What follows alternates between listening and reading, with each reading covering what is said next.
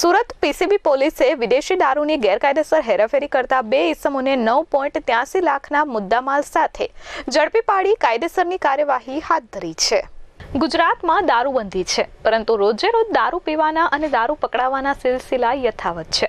ત્યારે સુરતમાં પીસીબી પોલીસે દારૂના જથ્થા સાથે 2 ઇસમોને ઝડપી પાડ્યા છે। પોલીસે બાતમીના આધારે આંજણા બ્રિજ પાસે વોચ ગોઠવી હતી। ત્યાંથી પસાર થનાર એક કારમાં તપાસ કરતા વિદેશી દારૂનો જથ્થો ઝડપાયો હતો। પોલીસે 2 આરોપીઓની ધરપકડ કરી છે, જેમાં કૈલેશ અમૃતલાલ જરીવાલા અને દીપેશ રાજેન્દ્ર પટેલની ધરપકડ કરી છે। પોલીસે આરોપીઓ પાસેથી અલગ અલગ બ્રાન્ડની વિદેશી દારૂની 190 જેટલી બોટલો કબજે કરી છે, જેની કિંમત 1,18,000 થી વધુ થાય છે।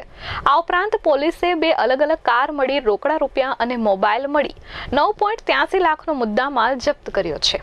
પોલીસે દારૂનો જથ્થો આપનાર આરોપી પ્રજ્ઞેશ માહિયાવંશીને વોન્ટેડ જાહેર કરી કાયદેસરની કાર્યવાહી હાથ ધરી છે।